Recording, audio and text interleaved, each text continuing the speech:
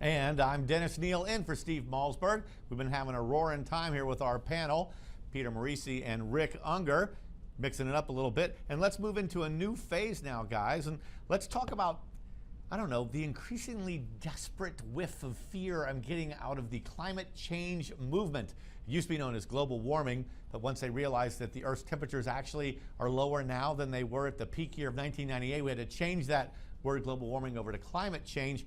But you know, we had John Fund on earlier in the show talking about the desperate measures, and we've got that op-ed in the Wall Street Journal debunking that claim of 97% of scientists say that it's an imminent crisis and we've got to do something now. It turns out that really it's nothing like that. So where do we come in on the climate change at a time when page one news in the Wall Street Journal this morning saying the Obama administration is about to come up with a new regulatory regime that will encourage states to start imposing something that even the president's own party in Washington and Congress would not do. And that's the system known as cap and trade. What you do is you have a state like California, it's already done this. It caps emissions that factories and electrical utilities and car makers are allowed to pollute. And you cap it, and then you create a credit that allows them to go over that cap if they pay extra money. Those credits start to change back and forth on an exchange like stocks. And of course, this would be a huge windfall for Wall Street. It's kind of crony capitalism, some say. It involves pieces of paper that trade that were created purely because government put a cap in on emissions. But here's the thing, Rick Unger, sorry for the long wind-up intro.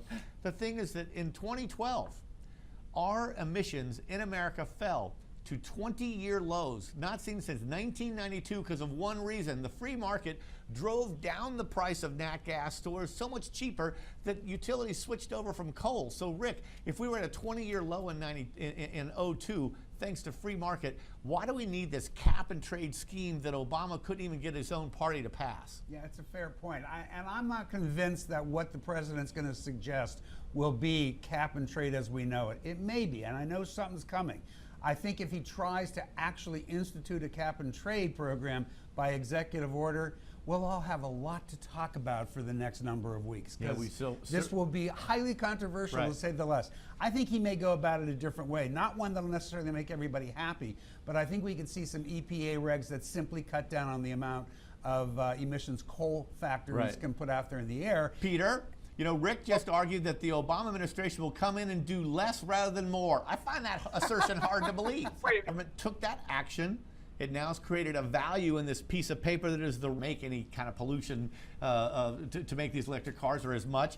And it makes more money selling this government instrument that was created by a cap than it makes off of selling the cars. That distorts capitalism, Rick, and there's something wrong with that. But is there, though? I mean, actually, you kind of just made the point.